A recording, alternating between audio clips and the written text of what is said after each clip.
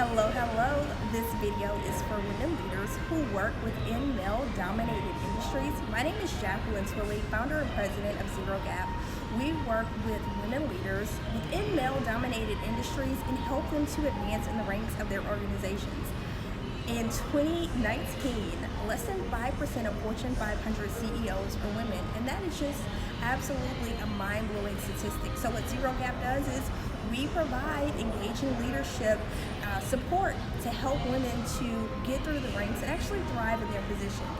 So today, I want to share with you a few of my notes from a talk on inclusiveness that was hosted by Creative Mornings Dallas.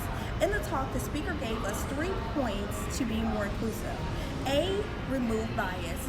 Listen, we all have bias, whether we recognize it or not. So really diving into our unconscious bias and challenging some of our assumptions and really expanding our point of view can help us to lead more effectively.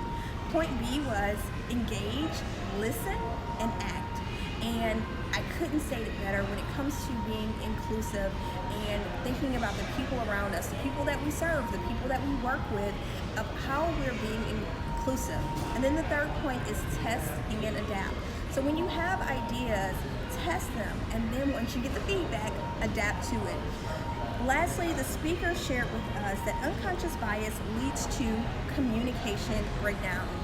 And I couldn't agree more, because we all have biases and we may go unchecked with our own unconscious bias. We make certain assumptions, and based on those assumptions, we're communicating a certain way and expecting others to respond to us in a particular way. So if we don't challenge our own unconscious bias, we could be running into lots of communication pitfalls. And lastly, one of the things that I just really resonated with me from the talk was that companies should challenge asking for forgiveness and do more proactive thinking. Now, this isn't to call any organization out, but in all of our daily aspects, whether we're on the news or not, it's really important for us to be extremely thoughtful and proactive in the steps that we're taking to engage with our clients, with our stakeholders, with our employees, the people that we serve.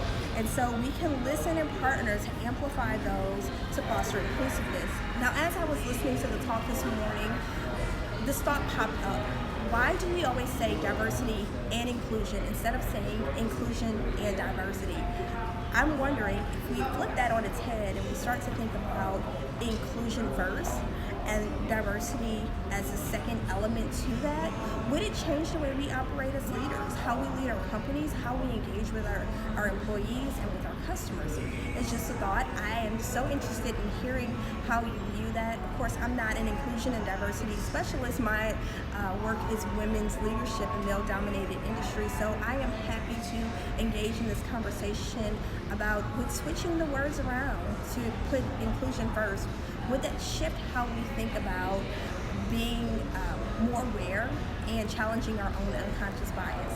So what I'll do is I'll share the link to the speaker profile this morning because she was absolutely phenomenal. Again, this video is for women leaders who work within male-dominated industries. My name is Jacqueline Twillie, president of ZeroGap, and until next time, continue to emulate excellence and eliminate excuses.